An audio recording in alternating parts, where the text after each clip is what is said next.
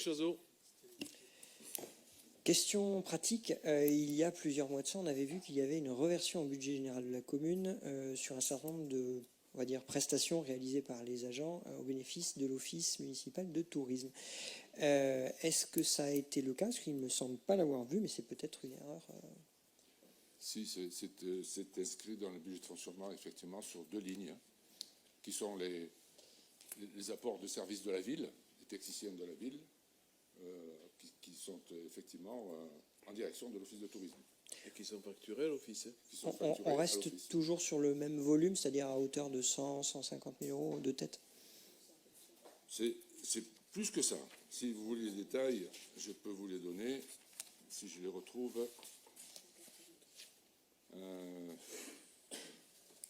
Si je les retrouve.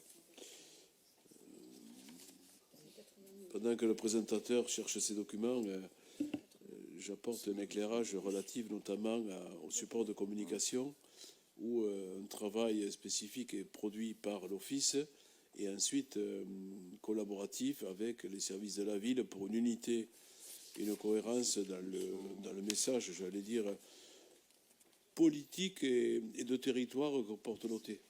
Donc il y a par exemple dans les créations, parfois ça peut passer par une création confiée à une agence, parfois ça passe par une création qui est réalisée par nos services communaux, c'est-à-dire qu'on pratique la mutualisation et que ce travail qui est d'autant plus facile qu'il est fait par les mêmes personnes pour l'entité communale et pour l'entité OMT qui se font dans une même entité communale tout de même.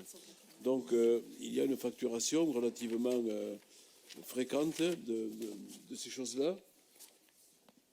Monsieur Bellet? Oui, donc les charges, effectivement, c'est le chapitre 012 que vous retrouverez sur le document que vous avez en annexe. Charges de personnel est augmentée donc, par la collectivité qui le porte à environ 185 000 euros.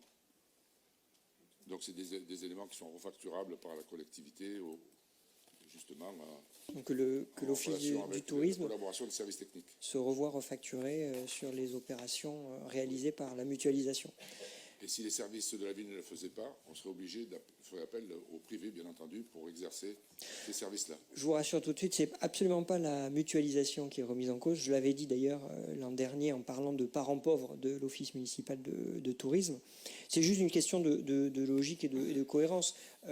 Et encore une fois, je ne remets pas en cause ni la mutualisation, ni ce qui est fait. Par exemple, si on prend les associations, on voit que dans les lignes comptables, on comptabilise ce qui est mis à disposition, les prêts, etc.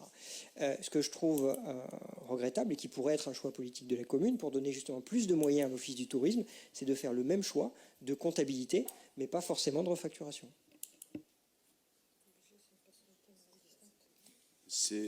On n'est pas dans le même statut. Les associations, on ne pratique pas, nous, d'ingérence, ils votent leur budget, tandis que là, il y a un flux financier quand même avec la commune, et j'allais dire la cohérence, on emploie le même mot.